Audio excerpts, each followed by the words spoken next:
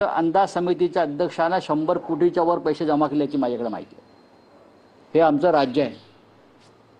फडणवीसांच्या काळातलं हे आमचं राज्य आहे। एकनाथ शिंदेंच्या काळातलं हे आमचं राज्य आहे। वित्तमंत्री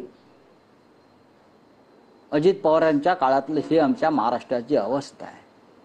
अंदाज समितीचे अध्यक्ष पैसे गोळा करतात, कोट्यावधी रुपये विश्रामगृहात पैसे जमा केले जातात, गुन्ह्याचं ठिकाण सरकारी जागा। ही अवस्था या राज्याची।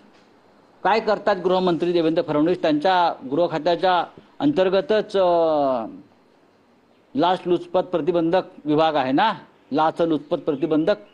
मग हे लाचलुचपत प्रतिबंधक फक्त तुमच्या राजकीय विरोधकांसाठी वापरणार? इतरांचं काय? अर्जुन खोतकरांचं काय? अटक करताय? अटक करा, गुन्हा दाखल करा। जर तुम्ही खरे असाल, सच्चे असाल, तर या प्रकरणात गुन्हा दाखल होणं गरजेचं आहे, बरं का? तुम्ही स्वतः भ्रष्टाचारांना सडलेले असल्यामुळे तुम्हाला या गोष्टी दिसत नाहीत आणि तुम्ही भ्रष्टाचारांना वाचवताय, कारण तुमचं सरकार हे या दलदलीतून निर्माण झालंय भ्रष्टाचाराच्या।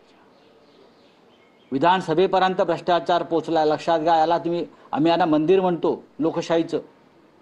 राहुल नार्वेकर तिथे अध्यक्ष झाल्यापासून, हा भ्रष्टाचार सरकार बनवण्यापासून, बहुमताच्या चाचणीपासून आणि बेईमानी संदर्भात निर्णय देण्यापासून तो अशा प्रकारे अंदाज समितीच्या अध्यक्षानं 15 कोटी रुपये सरकारी जागेत गोळा करण्यापर्यंत भ्रष्टाचार।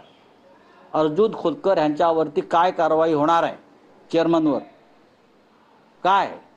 माझं सरळ मागणी आहे की सगळ्यात आधी ज्याच्या नावावरती खोली होती त्याच्यावर गुन्हा दाखल करून त्याची चौकशी व्हायला पाहिजे आणि या तपासाला कालमर्यादा हवी।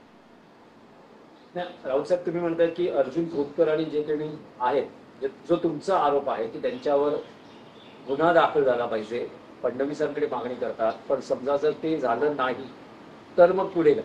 तर काय करणार तुम्ही? महाराष्ट्र भ्रष्टाचाराच्या शिकलात गटांगळा खातोय, अजून 2 गटांगळ्या खाईल। भ्रष्टाचाराच्या संदर्भातली लढाई आम्ही लढतो आहोत, लक्षात घ्या। काय करतो तो मुलुंडचा नागडा पोपटलाल? काय करतो? दुसरा कोणत्या पक्षाचा असता अंदाज समितीचा अध्यक्ष तर एवढा लहान टाना वाटाणा उडा मारत तिथे गेला असता धुळ्यामध्ये, बरोबर ना? आणि त्या दारामध्ये 102च्या उपोषणाला बसला असता। आता काय करतोय? भुजबळ मंत्रिमंडळात आले, अंदाज समितीच्या अध्यक्षांसाठी 15 कोटी रुपये जमा झाले। त्या समितीत कोणकोणात नावं जरा बघा, सगळे महान लोक आहेत। पण हे पैसे जमा झाले अध्यक्षासाठी, हे आता उघड झाले। पण त्यांना वाचवायचा प्रयत्न कोण करणार? एकनाथ शिंदे करणार, देवेंद्र फडणवीस करणार, अमित शहा करणार, कळलं? आणि विरोधी पक्षाच्या कार्यकर्त्याला 100 रुपये, बरं का, 500 रुपयावरती तुम्ही आर्थिक गुन्हे शाखेत नोंद करणार, EOW तपास करणार, मग तो तपास ईडीकडे जाणार, मग त्यांना अटका होणार। ही 5.5 कोटी आणि 15 कोटीची केस ही ईडीची फिट केस आहे। याच्यामध्ये ईडीनं हे मनी लॉन्ड्रिंग आहे, हा पैसा आला कुठून? गुन्हेगारी स्वरूपाचा पैसा आहे, ठेकेदारांची भ्रष्टाचाराची कामं, भ्रष्ट मार्गाने निर्माण केलेली कामं